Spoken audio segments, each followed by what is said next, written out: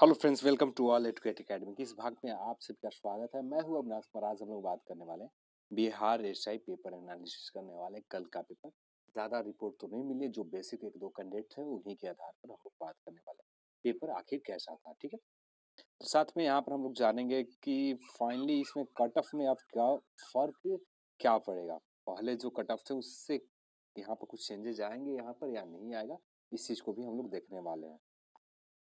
तो उससे पहले हम लोग देख लेते हैं ए आर रहमान सर का कुछ आर्टिकल है हिंदुस्तान न्यूज़पेपर में, उसी के आधार पर हम लोग बात कर लेते हैं। सबसे पहले उनका कट ऑफ क्या बताया जा रहा है वो चीज़ देख लेते हैं, उसके बाद हम लोग बात करते हैं। तो रहमान सर जो है उनका कहना है कि पेपर जो कट ऑफ रहेगा बहुत नॉर्मल कट ऑफ रहेगा, कुछ ज़्यादा कट ऑफ नहीं रहने वाले हैं।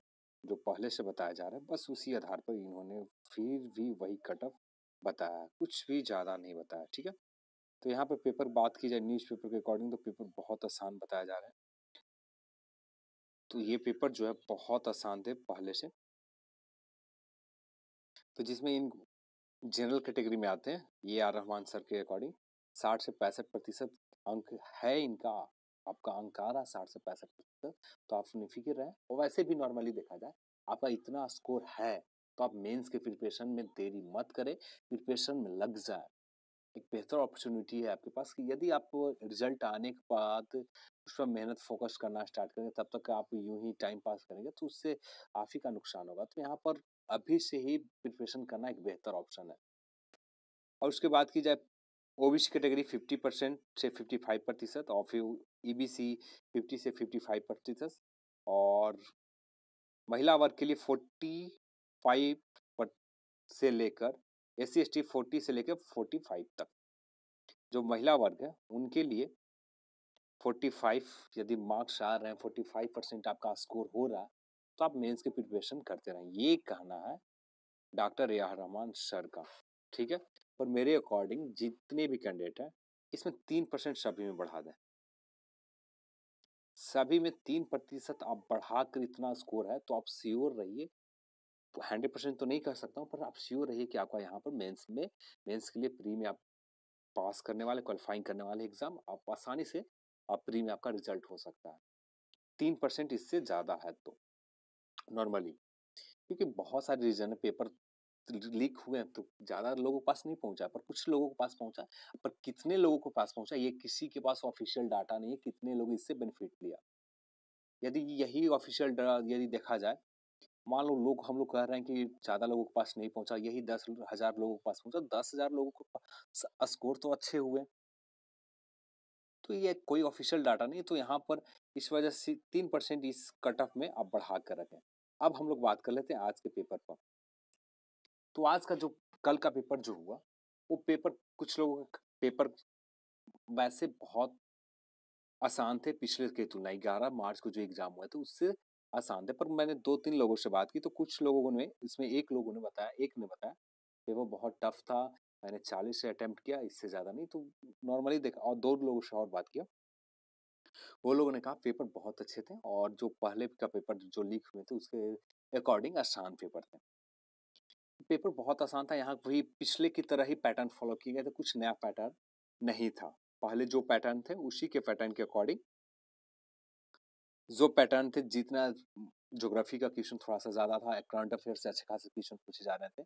जो पैटर्न पहले से फॉलो किया जा रहा था 11 मार्च को दोनों फर्स्ट शिफ्ट सेकंड शिफ्ट में, वही पैटर्न यहाँ पर भी थे। बस पेपर का जो लेवल था उससे थोड़ा लो था, नीचे था। यानी यहाँ पर जिनका ये पेपर में जिन्होंने अच्छा किया मिनिमम 80 प्लस है, नॉर्मलाइजेशन होने के बाद आप 70-76 के आसपास आ जाएंगे। 80 प्लस आपने सही बनाया और 76 नॉर्मलाइजेशन करने के बाद 76 क्वेश्चन के आसपास 78 क्वेश्चन के पास आ जाएंगे तो नॉर्मलाइजेशन किया जाएगा। तो यहाँ पर 80 प्लस जिनका है तो आप श्योर रहें इस पेपर में। कल का जो पेपर हुआ है उसमें पेपर बहुत आसान थे, लोगों का कहना यही है। 3-4 लोगों को युवा कैटेगरी का। अब आते जाते हैं ओबीसी ईबीसी का। ये लोग 70 से लेकर 75 क्वेश्चन के आसपास सही बनाए, ओबीसी एंड ईबीसी।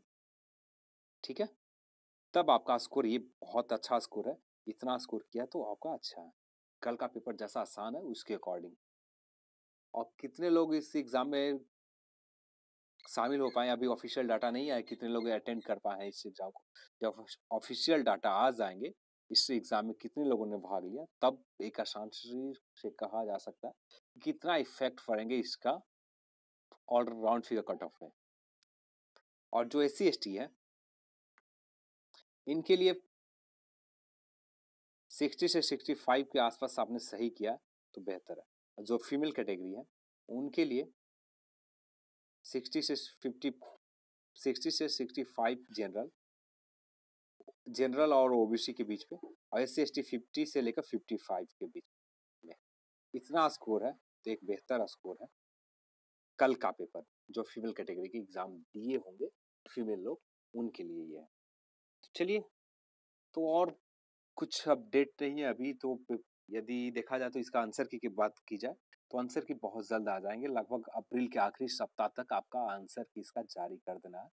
आंसर की आएगा, आप मिला लीजिएगा आंसर की से, और कितना स्कोर हुआ आप श्योर हो जाइए। उसके बाद मेंस के प्रिपरेशन में अभी फुल एनर्जी के साथ अभी भी प्रिपरेशन करते रहिए।